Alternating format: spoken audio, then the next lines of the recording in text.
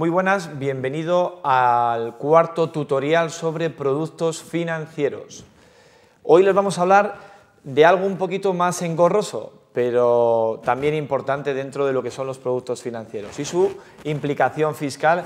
Siempre hablamos del IRPF, del impuesto de la renta de las personas físicas.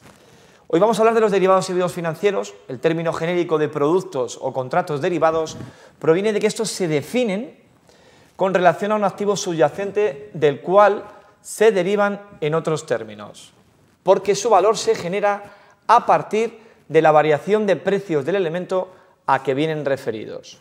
Dentro de estos derivados y derivados financieros, denominados instrumentos y no valores negociables, ya haremos alusión a ello más adelante, vamos a hablar de los instrumentos derivados y de los instrumentos financieros híbridos. Dentro de los instrumentos financieros, vamos a hablar de los derivados, tenemos instrumentos regulados. Seguramente aquellos que perfectamente manejan este tipo de instrumentos saben que son futuros, swaps, opciones, etc. Y las rentas obtenidas por operaciones realizadas en los mercados de futuros y opciones están regulados en el Real Decreto 1282/2010 de 15 de octubre, porque así ha sido el año pasado cuando ha sido modificado el antiguo que había de 1991 de 20 de diciembre. Tienen la consideración importante, ya cuando hablamos de IRPF, de ganancias y pérdidas patrimoniales. Pero ojo, siempre que las mismas se realicen con una finalidad especulativa y no con el fin de cubrir riesgos de una propia actividad. ¿Esto qué queremos decir, o teniendo en cuenta lo que acabamos de decir? Pues que tenemos que diferenciar aquellos instrumentos de futuros y derivados que se especule con ellos. Estos, con carácter general, siempre van a generar una ganancia y una pérdida patrimonial. Pero si por el contrario dichas operaciones se producen dentro de la operación principal concertada en una actividad económica, se imputará de acuerdo con el principio de devengo, si bien ese es el principio contable que está establecido, o el criterio de caja o de cobros y pagos. ¿De acuerdo? Importante que tenemos que tener en cuenta es que la norma impide la integración de las ganancias y pérdidas cuando existe recompra. Ojo, esto es importante tenerlo en cuenta, porque en tutoriales anteriores hablamos de la posible compensación de pérdidas y ganancias patrimoniales con ejercicios anteriores y entre ellas mismas, pero si existe recompra no vamos a poder hacerlo. De acuerdo con la DGT, las operaciones de futuros y opciones quedan enmarcadas dentro de la denominación de instrumentos financieros y, como dije anteriormente al principio, no de valores negociables. No se puede utilizar para obtener la ganancia o la pérdida el sistema FIFO, First Intro, First Out, ¿de acuerdo? No lleva retención, lógicamente, como siendo ganancia y pérdida patrimonial. Y finalmente el tratamiento de los futuros y los swaps quedan enclavados en el IRPF en mercados organizados. Fuera de los mercados organizados tendríamos el ejemplo de las OTC, Over the Counter, ¿de acuerdo? Siguiente instrumento financiero. Vamos a hablar ahora de los contratos financieros atípicos. Esto fue motivado por los contratos de depósito por parte de las entidades financieras. Se aprobó por circular de la CNMV de 3/2000 y que distingue los depósitos típicos y los contratos financieros atípicos. Depósitos típicos, contratos bancarios en los que se asegura por parte de la entidad la devolución del principal.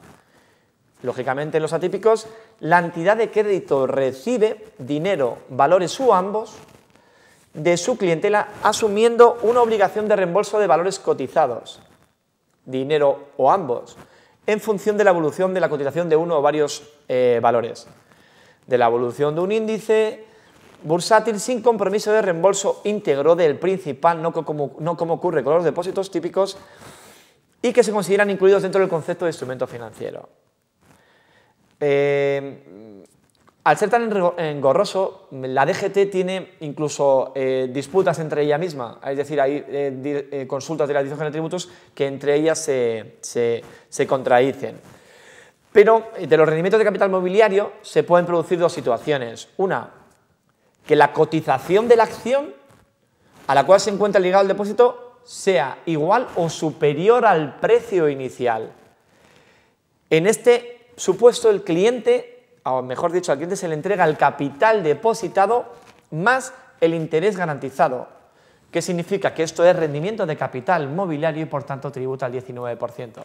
Y como dijimos en anteriores ocasiones, los primeros 6.000 euros al 19% y el resto al 21%. Pero siempre tendrán la retención del 19%. Luego, ¿qué ocurre si la cotización de la acción a la cual se encuentra el impuesto es inferior al capital, al precio inicial? En ese supuesto, al cliente se le entregará el interés fijado, garantizado y el número de acciones que resulte de hacer la siguiente operación, que sería el capital invertido dividido por el precio inicial de la acción. Lógicamente eso supondrá una pérdida y aquí es donde la Dirección General de Tributos se contradice por lo general.